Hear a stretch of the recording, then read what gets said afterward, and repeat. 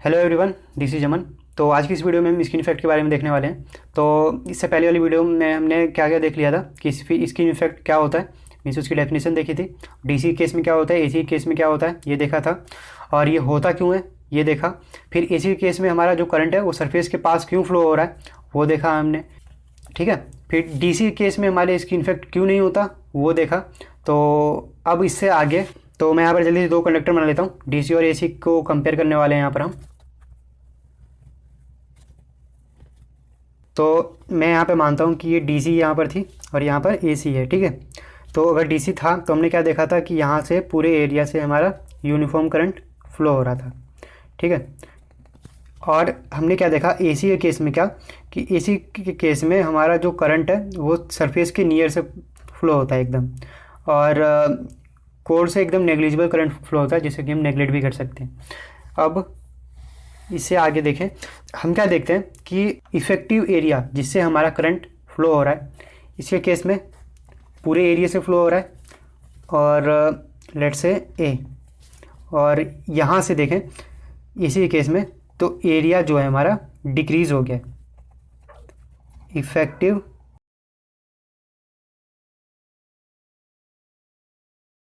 अब हम एक फॉर्मूला जानते हैं रेजिस्टेंस का कि R equals to rho L by A. अगर हमारा एसी के केस में आर डिक्रीज़ हो रहा है, अगर हमारा एसी के केस में एरिया डिक्रीज़ हो रहा है, ठीक है, एरिया डिक्रीज़ हो रहा है, तो हमारा आर इंक्रीज़ हो जाएगा। मींस जो अब ये करंट फ्लो हो रहा है ना सरफेस से, उसे ज़्यादा रेजिस्टेंस को फेस करना पड़ेगा। तो मैं यहाँ पर लिख लूँ effective resistance increase.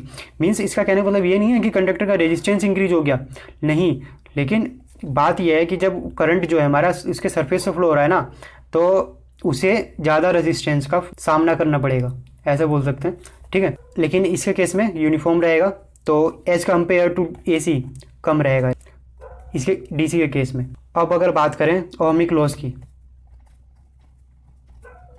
Ohmic loss से मेरा मतलब क्या है कि अगर मैं इसे P equals to I square R से डिनोट करूं, और यहाँ पर PW लिख लेता हूँ मैं, तो जब हमारा R इंक्रीज़ हो रहा है किसी के केस में, तो क्या हमारा ओमिक लॉस इंक्रीज़ हो जाएगा।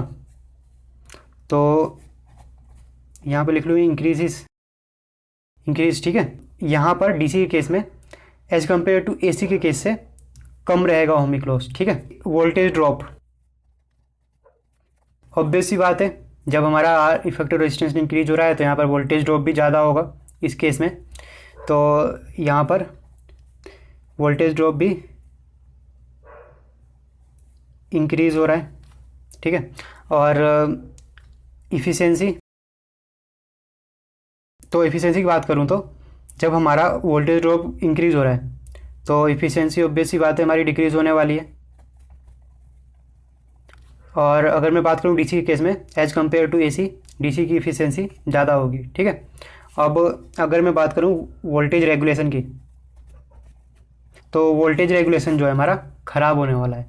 ख़राब से मेरा मतलब है bad voltage regulation, means voltage regulation की वैल्यू बढ़ जाएगी, ठीक है। अब वोल्टेज रेगुलेशन के बढ़ने से मतलब क्या है, दोनों टर्मिनल में ज़्यादा वोल्टेज डिफरेंस होगा, ठीक है। तो ये हो गए हमारे 1 2 3 4 5 फैक्टर, जो कि एसी के केस में कैसे अफेक्ट हो रहे हैं और डीसी के केस में क्या होगा उसकी बात हमने देख लिया। अब अगर मैं बात करूं कि फैक्टर जिसके ऊपर स्किन इफेक्ट जो है हमारा डिपेंड करता है,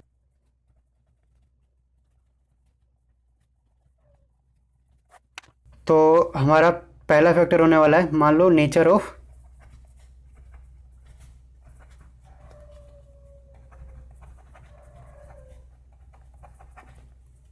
मटेरियल, ठीक है। अब नेचर ऑफ मटेरियल से क्या मतलब है कि अगर हमारे मटेरियल की परमिएबिलिटी जो है ज़्यादा होगी तो स्किन इफेक्ट जो है हमारा वो भी ज़्यादा होगा, अगर परमिएबिलिटी कम होगी तो स्किन इफेक्ट भी हमारा कम होगा। तो अब अगर मैं सेकेंड फैक्टर की बात करूं तो कंडक्टर की डायमीटर की,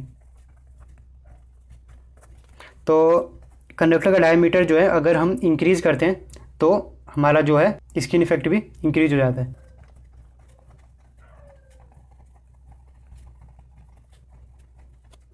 नेक्स्ट पॉइंट फ्रीक्वेंसी पे। अगर हमारी फ्रीक्वेंसी ज़्यादा होगी तो स्किन इफेक्ट भी ज़्यादा होगा।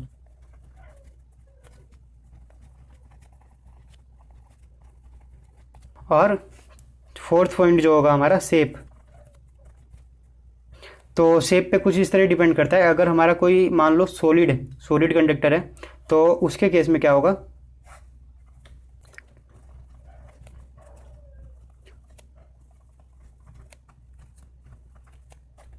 और यहीं पर कोई स्टैंडर्ड कंडक्टर जब होगा like ACSR, aluminium conductor steel reinforced जिसे बोलते हैं, उस केस में जो है हमारा स्किन इफेक्ट कम होगा। ठीक है, तो ये हो गया किस किस फैक्टर्स पे डिपेंड करता है हमारा स्किन इफेक्ट। तो अब अगर मैं बात करूं कि हम स्किन इफेक्ट को कम कैसे कर सकते हैं, तो सबसे पहला पॉइंट कि हम फ्रीक्वेंसी को कम कर सकते हैं सप्लाई की। ठीक है, और उसकी डायमीटर को कम करके। और अगर मैं इसकी बात करूं कि जैसे कि हमारा ये कोई कंडक्टर था, तो हमारा जो AC करंट था हमने देखा कि अब तक कि स्किन इफेक्ट की वजह से वो इसके सरफेस के पास से फ्लो हो रहा है बस, और बीच से बहुत कम करंट फ्लो हो रहा है, फिर एकदम नेग्लिजिबल करंट जिसे हम नेगलेक्ट भी कर सकते हैं। तो हम इस कंडक्टर को होलो कंडक्टर भी बना सकते हैं।